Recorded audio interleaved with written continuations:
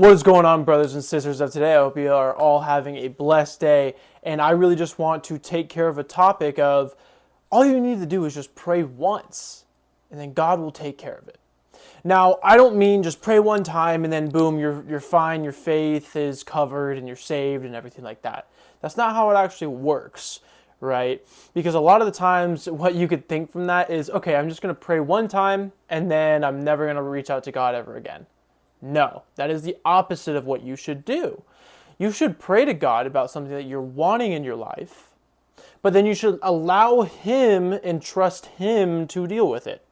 Because a lot of the times, even myself, praying for something, and I've seen this happen, where I'll pray for a specific thing, say peace. I want to pray for peace.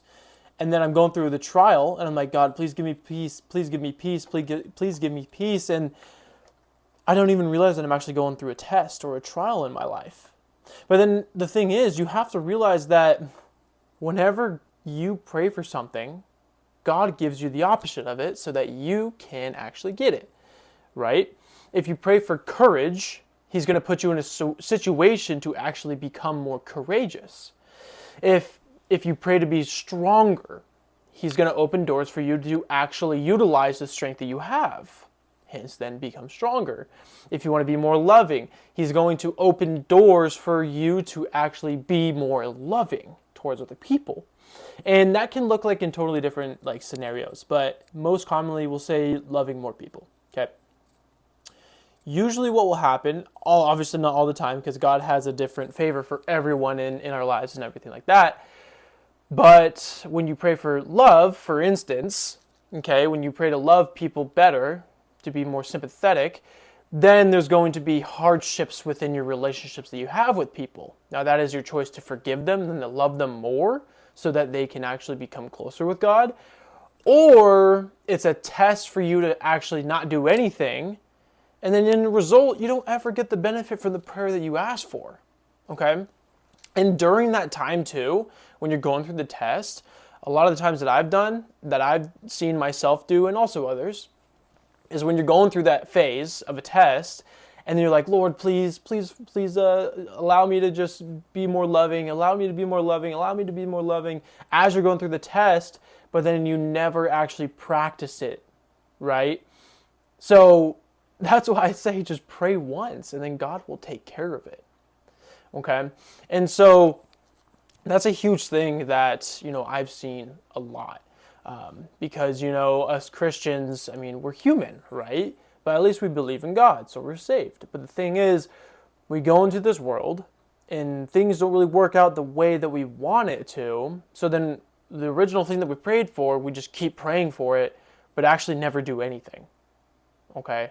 That's not what faith is. That's not what spiritual growth is. Spiritual growth is actually applying the things that you prayed for so that you can actually have a stronger foundation with it. Now, let's just take this into account. Abraham, okay, he was a very faithful man, and he would pray to just become closer with God and to be more faithful with God. Now, there was a test where he had to sacrifice his son, right? He never actually did it, but for days, he was like, I really don't want to do this. I really don't want to do this. I really, really do not want to do this. But God said, if you want to show how faithful and loyal you are to me, then do that. Okay? It was a test of faith, right?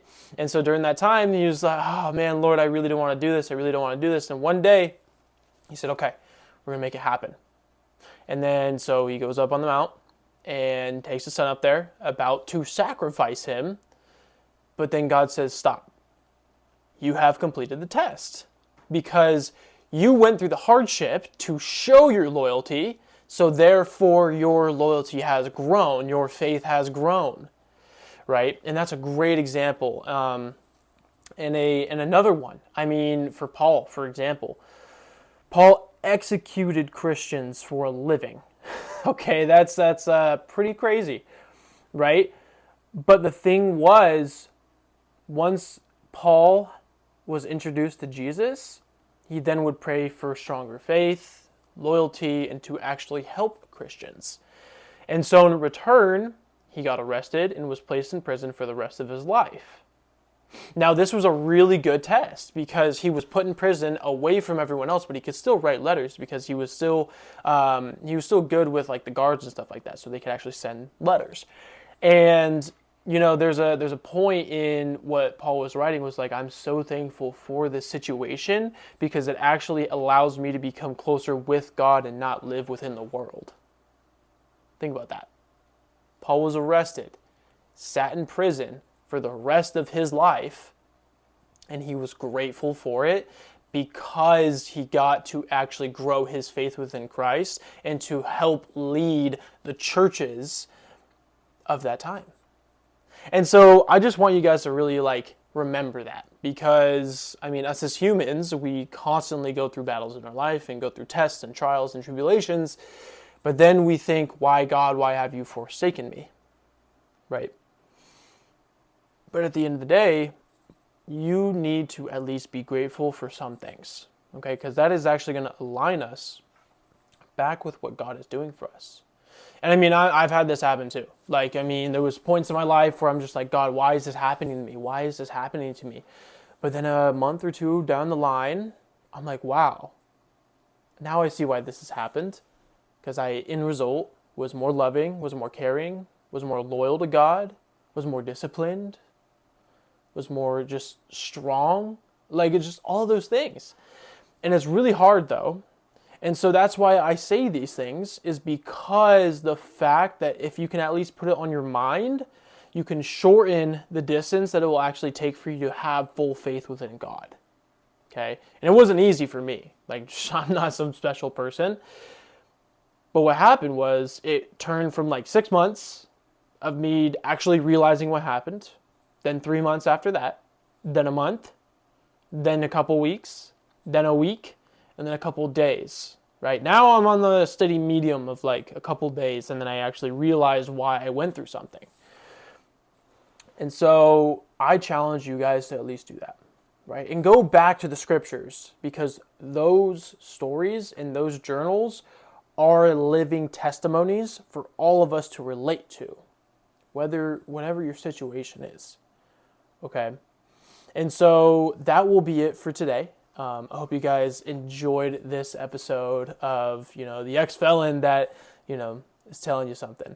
And so if you guys want to see more of this content, make sure to leave a like, hit the subscribe button, and if you have anything to relate with it, just hit it down in the comments down below. Peace, y'all.